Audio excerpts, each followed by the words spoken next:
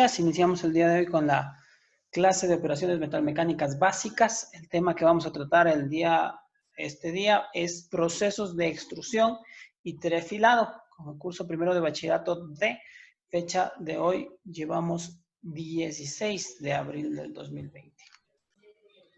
Antes de iniciar con las indicaciones generales y el trabajo con el que nosotros trabajamos, que vamos a realizar el día de hoy, simplemente quería recordarles que deben pensar en grande. Todos los grandes inventos surgieron por alguien que pensó diferente y que logró hacer sus pensamientos de realidad. Entonces, nunca se dejen minimizar por la gente que está en su entorno. Si ustedes tienen una idea, traten de proyectarla y traten de ejecutarla. Nunca dejen que sus ideas sean minimizadas por nadie, ¿sí? Todas las cosas que tenemos en la actualidad fue por gente que pensó diferente y que no se rindió ante lo que el resto del mundo les decía, ¿sí? Entonces, piensen en grande, no dejen lograr y cosas. Dentro de las actividades de aprendizaje, la destreza con criterio de desempeño que vamos a revisar el día de hoy dice comprender los procesos de extrusión y trefilado para la elaboración de perfiles de formas específicas. Los temas que vamos a revisar, lo primero que vamos a revisar es lo que es la extrusión, cuáles son sus generalidades, la clasificación dentro de ella, qué es la extrusión directa y qué es la extrusión inversa, y vamos a revisar brevemente lo que es el trefilado. Para las actividades de hoy, tenemos leer, subrayar las ideas principales del texto de la página 72 a la 42 y el resto de actividades que están contempladas en la programación para esta semana. Vamos a iniciar. Entonces, lo primero que tenemos lo que corresponde a el principio de lo que es la extrusión, ¿sí? Decimos que la extrusión consiste en moldear, como ya habíamos hablado acerca de otros procesos de conformado, entonces decimos que la extrusión es un proceso de conformado que consiste en moldear o dar perfil a barras metálicas forzando el material en estado pastoso a pasar a través de una tobera o dado con la sección transversal adecuada, empujado con un pistón. ¿Sí? Decimos que es moldear o dar perfil a barras metálicas, forzando el material en estado pastoso, esto me interesa, recuerden, en estado pastoso, a través de una tobera o dado. La tobera o dado es como aquí se les denomina a lo que nosotros conocemos como matrices. La sección transversal debe de tener la forma que queremos revisar y esta va a ser empujada por medio de un pistón. La masa dúctil fluye a través de un orificio por medio de un impacto o una fuerte compresión. Generalmente más se trabaja por la fuerte compresión que corresponde a la presión generada por una prensa hidráulica o prensas hidráulicas, ocasionadas por un émbolo o punzón. El émbolo o punzón es el pistón que genera la presión sobre el material para deformar una pieza de sección constante, no hueca o no, y cuya longitud depende básicamente de la aportación del material efectuada. Se obtienen perfiles o tubos de sección perfectamente uniformes y de excelente acabado. La extrusión puede hacerse en caliente o en frío. Nos vamos a centrar un momento en la imagen que tenemos aquí. ¿Sí? Entonces nosotros podemos ver el desarrollo de esta imagen. Ahí está en pausa. En la parte posterior, nosotros al inicio del GIF que tenemos aquí, podemos ver cómo ingresa un elemento de sección cilíndrica. En la parte de aquí tenemos lo que se denominan toberas o dados. En este caso son dos. En la primera va a deformar en forma cilíndrica en pequeñas secciones lo que corresponde al metal que nosotros estamos utilizando, a la barra o tocho de metal, como ya sabíamos se les determina, y de allí pasan a la segundo dado o tobera, la cual va a tener la forma específica de la pieza que nosotros queremos determinar, que es la que tenemos en esta parte de aquí. Entonces, las formas pueden ser muy complejas y dependerá de cómo nosotros podamos colocar los diferentes dados o toberas para que ésta se alcance. ¿Ok? Entonces ahí podemos ver. Revisamos nuevamente. Ahí se encuentran los 3 elementos. El material, tocho o barra. Tenemos el primer dado de extrusión y el segundo dado de extrusión. El primero va a cambiar la forma de este cilindro en cilindros más pequeños y el segundo ya va a dar la forma correspondiente al material que nosotros estamos trabajando. Entonces, ¿qué es lo que nos indica esto? Que se va a obtener perfiles o tubos de sección perfectamente uniformes. Ustedes pueden ver el acabado de la pieza que tenemos aquí. Es un acabado excelente, ¿sí? Con tolerancias, dice, de hasta 2 centésimas de milímetro. La extrusión puede hacerse en frío o en caliente. ¿Estamos? Entonces, ahí tenemos algunas generalidades del proceso de extrusión. Es un proceso de conformado, consiste en moldear o dar perfil a barras metálicas o tochos metálicos que generalmente pueden estar en estado pastoso, pasando a través de toberas o dados, que son las matrices, por medio de una fuerte compresión generada por un dispositivo generalmente hidráulico, ¿no? Se consiguen perfiles o tubos de excelente acabado, muy uniformes, y puede hacerse este proceso en frío o caliente. ¿Estamos? Procesos de extrusión. Nosotros ya habíamos nombrado, podemos hacer extrusión en caliente o extrusión en frío. En este caso aquí tenemos los 2 elementos correspondientes. Vamos a revisar primero lo que es la extrusión en caliente. Como su nombre lo indica, creo yo que es bastante entendible. Aquí el material se va a calentar primero antes de realizar el paso del elemento a través de las toberas o dados. El material se encuentra a una temperatura entre la fusión y la de cristalización. Esta temperatura va a variar de acuerdo al material que utilicemos. Si es aluminio, va a tener una temperatura alrededor de los 450 grados. Si es algún tipo de hierro o acero, vamos a alcanzar alrededor de los 750 grados. ¿Sí? Se comprime fuertemente contra una matriz de forma, fluyendo a través de ella y adquiriendo la forma de la sección recta del orificio de la matriz. Entonces va a salir con la forma del orificio de la matriz, que es en sí lo mismo que va a pasar en la extrusión en frío. La diferencia es que aquí va a estar en una temperatura que es entre la de fusión y cristalización. Se realiza en prensas generalmente horizontales, accionadas hidráulicamente. Ya habíamos mencionado esto en la diapositiva anterior. Y la potencia de extruir puede llegar a ser de 12.000 toneladas métricas. Entonces, tiene una alta presión al momento de realizar este trabajo. Entonces decimos, encuentra temperaturas entre fusión y cristalización. Se comprime fuertemente contra una matriz de forma, que ya indicamos eso, fluyendo a través de ella, adquiriendo la forma de la sección recta del orificio. Se realiza en prensas generalmente horizontales. Eso también es importante. En la parte inferior nosotros podemos ver 3 gráficos. Los dos, el primero corresponde a la representación de lo que es la extrusión en caliente. Ustedes pueden ver en color naranja y amarillo el material que tiene una forma determinada, y al generarse presión sobre este émbolo, pistón, el material reduce su forma a la forma que tenemos en la parte de aquí, ¿sí? ¿Qué formas puede tener el dado o tobera? El dado o tobera o matriz puede tener cualquier forma. En la segunda imagen nosotros podemos ver que tiene una forma de estrella. Ingresa por el lado izquierdo, este lado izquierdo de aquí, tiene forma cilíndrica, y después al pasar por medio de la presión, la figura sale con esta forma determinada. ¿Ok? Extrusión en frío. Se obliga a una porción del material colocada en el fondo de la matriz a deformarse plásticamente. Entonces, tenemos lo que se denomina deformación plástica, extendiéndose entre las paredes de esta y las del punzón que la comprime. El material debe ser muy dúctil.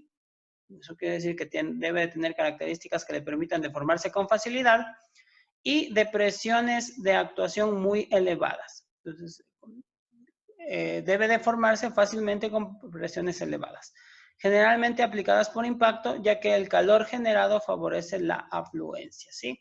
El calor generado entre el material y la presión generada sobre él favorece que éste se deforme y tome la forma del elemento correspondiente. Entonces aquí tenemos lo que corresponde, es el mismo procedimiento. Nosotros ponemos el pistón hidráulico, tenemos el tocho o barra de material, tenemos una matriz, y la presión que genera va a hacer que el perfil se vaya extruyendo en esta dirección, ¿sí?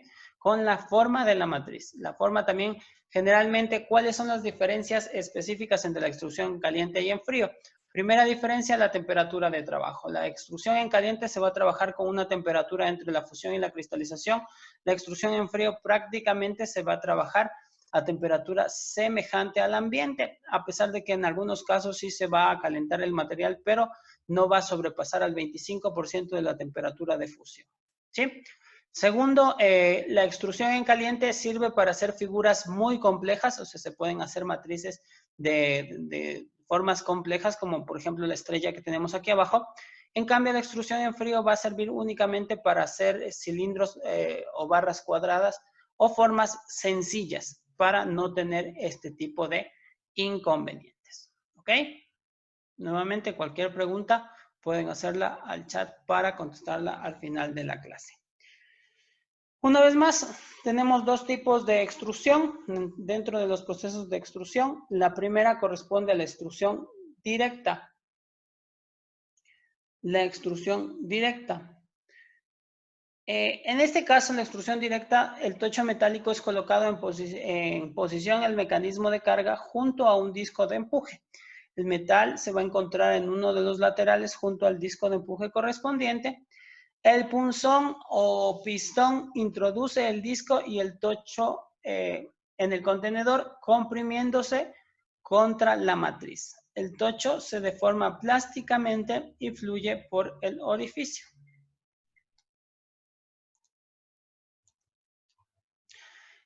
Por aquí ingresa el material que en este caso va a generar el tocho o barra de material, ¿sí?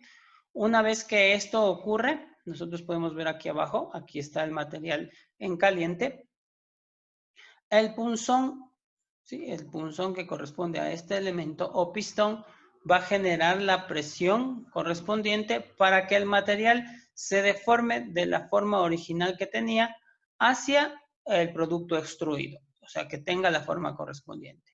Entonces el tocho o barra se deforma plásticamente y fluye por el orificio, haciendo que quede el material terminado.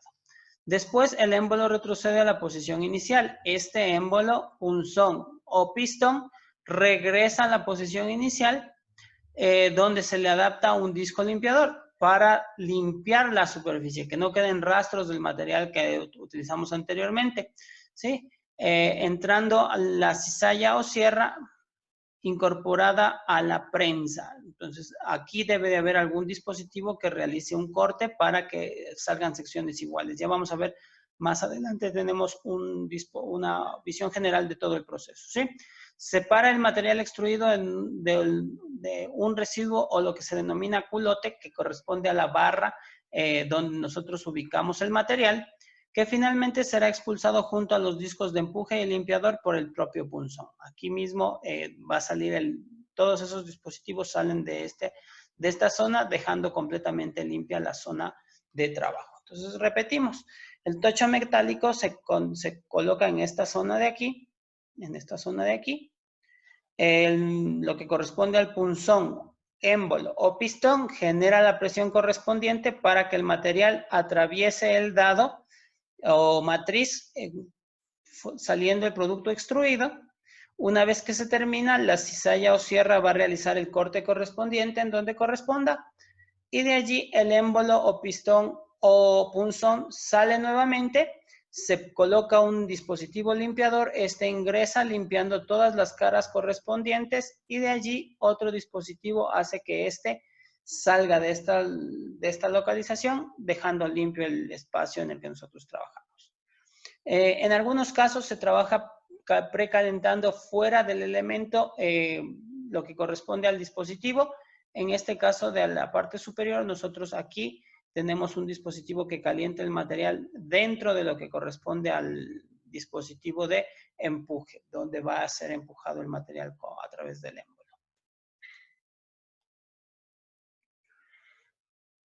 Extrusión inversa. En el caso de la extrusión inversa, el tocho es colocado en posición por el brazo de carga e introducido en el contenedor por el punzón de carga. Se monta la matriz en el portamatrices situado delante del contenedor y se cambia el punzón de carga por un punzón para extruir hueco. La extrusión se realiza en el punzón hueco comprimiendo el tocho caliente y la matriz contra el disco de empuje. El material fluye hacia atrás en sentido contrario al avance relativo del punzón. Cuando el contenedor ocupa la posición más adelantada, se corta el sobrante con una sierra o cizalla. Entonces aquí podemos ver el proceso de extrusión inversa. ¿Qué es lo que ocurre aquí? Aquí la matriz no tiene una perforación de salida como en el caso de la extrusión directa. En el caso de la extrusión directa siempre debe de haber una perforación para que el material salga por ese espacio, ¿sí? Y adicionalmente el émbolo, pistón o punzón va a tener exactamente la medida de del dispositivo de extrusión. En este caso no va a tener la medida. ¿Por qué? Porque nosotros colocamos la sección del material. Entonces, este es el tocho, este es el dado, este es el émbolo, este vendría a ser nuestra segunda sección de matriz. A lo que este émbolo ingresa, el material, al no tener a dónde ir, ¿qué es lo que va a hacer? Va a desviarse y va a ir hacia los lados del émbolo. Entonces va a generar esta especie de vacío en el centro. Entonces, por eso se denomina extrusión inversa. Nosotros podemos ver aquí en el gráfico cómo este elemento ingresa y el material que tenemos aquí lo que hace es distribuirse hacia la parte superior. Una vez que esto sube hacia la parte superior, si es necesario, dice, se puede cortar con una sierra o una cizalla el sobrante que se encuentra en la parte de aquí arriba. Si es que necesitamos que sea ras o más alto, ya dependerá de la pieza que se haya preparado o definido. ¿Sí?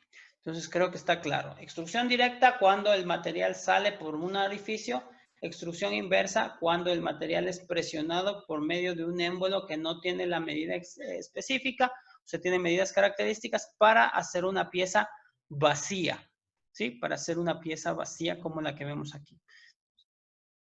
Al momento que nosotros presionamos, el material lo que hace es retornar hacia la parte superior. Aquí podemos ver un diagrama en donde se identifica el proceso completo de lo que corresponde a la extrusión de aluminio. Entonces, en la parte inferior nosotros vemos aquí se encuentra una sierra de disco. El material sale hacia este lateral.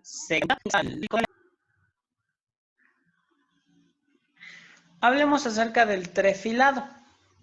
Entonces, estos son por una matriz de forma de cristal. Que se sirve hoy de forma muy grande con base de longitud, con medidas características. El refilado hace, el estilo va a seguir de formas pueden ser un poco diferentes, pero el refilo solamente reducimos la sección. Quiere decir, las máquinas somos hexágonos más pequeños. Dice la el lado refilado, este tipo de la perseguida. En este caso, para reducir la forma, y hablamos de formas, se desea reducir solo la sección. Normalmente circular al máximo. Entonces aquí consiste en material de aportación por una matriz o hilera, ¿ya? De forma determinada, la temperatura de trabajo es menor, ¿sí? Diferencias, la primera, estirado se efectúa para reducir la sección y para obtener formas. En el gráfico que se encuentra aquí abajo nosotros podemos ver que tenemos dos dados. Aquí tenemos el primer dado en este lado de aquí que está pintado de amarillo y el segundo dado está en la parte de acá pintado de color amarillo también. ¿Sí? En la parte central tenemos el dispositivo de reducción aquí. ¿Qué es lo que hace el estirado? Simplemente nosotros aplicando una presión, en la parte izquierda podemos ver que ingresa un hexágono de un tamaño, una sección y una forma específica, y por el lado opuesto, que tenemos el número 5, corresponde a la sección que está saliendo por este lado. Entonces estamos estirando un hexágono para que este sea más delgado, ¿sí? Para que este sea más fino, más delgado.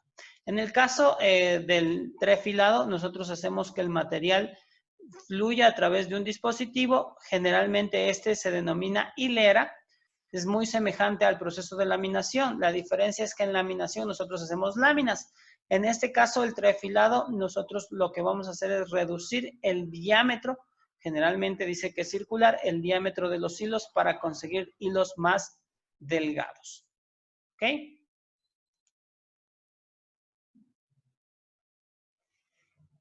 ¿Ya? Trefilado. Tanto el estirado como el trefilado requieren una serie de condiciones tecnológicas que deben cumplirse inexcusablemente. A saber, tenemos 4 condiciones de las que vamos a hablar en este momento y vamos a revisar lo que corresponde a estos gráficos. Entonces aquí nosotros tenemos los dados de estirado. Los dados de estirado. Este es el dado. Generalmente son dados cónicos o que tienen una inclinación para que el material inicie con un diámetro inicial que tenemos aquí y finalice con un diámetro final de una característica diferente. Podemos ver esta flecha que nos indica la aplicación de la fuerza. Y aquí tenemos un valor angular correspondiente, ¿ya? En el segundo gráfico nosotros podemos ver lo que corresponde a un estirado de tubo. En el estirado de tubo nosotros tenemos un dispositivo en el centro que va a permitir que las paredes de los tubos se hagan un poco más delgadas y esta parte amarilla con la parte inferior corresponden a los dados de estirado, ¿sí? Entonces, la primera característica que tenemos que tomar en cuenta en un estirado trefilado es lo que corresponde al escalonamiento. Como habíamos dicho, este proceso no es un proceso que se trabaje en caliente, sino que en temperaturas menores a las de precristalización. Entonces, el escalonamiento adecuado a las reducciones de sección, por tratarse de un proceso de conformación en frío, es preciso vigilar para que no se superen los límites que impone cada material, ya que la acritud adquirida provocaría la rotura de la barra o de los órganos de trabajo. Entonces, ¿qué quiere decir esto? Que nosotros no podemos sobrecargar las características de un material. ¿Por qué? Porque este podría generarse rotura. Cuando hablamos de acritud, ya habíamos dicho y lo habíamos mencionado antes, corresponde a una propiedad de los materiales de aumentar su dureza, pero también aumentando su fragilidad. Segundo, construcción de la matriz o hilera. Según las exigencias del trabajo, esto implica dureza y pulidos adecuados, así como un ángulo de entrada correcto. Ya habíamos indicado ese ángulo, tenemos en punto alfa, ¿sí? Tercero, material de aportación de buena calidad, es decir, libre de defectos internos y con la superficie exterior libre de cascarilla. Entonces, el material tiene que ser de buena calidad y debe de estar muy bien, de ser completamente liso y su estructura interna debe ser completamente sólida.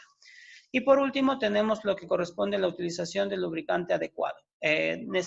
Para disminuir el rozamiento entre la matriz y el material, lo que se traduce en un mejor acabado y en una reducción de las solicitaciones de tracción que aquel debe resistir, se recomienda trabajar con aceites de lubricación que permitan que el material se reduzca la fricción, reduzca el sobrecalentamiento y permita que el material no se deteriore de forma rápida. Nuevamente se encuentran aquí las actividades de aprendizaje que deben de realizar. ¿Sí, jóvenes? Preguntas. Ahora sí. Señor Cuascota, señor Guamán, señorita Ormaza, muy buenos días. Qué gusto verlos por acá. Preguntas. Bueno, señores, agradeciéndoles mucho su presencia. Cualquier duda, inquietud, por favor, no duden en escribirnos. Que tengan un excelente día. Muchísimas gracias.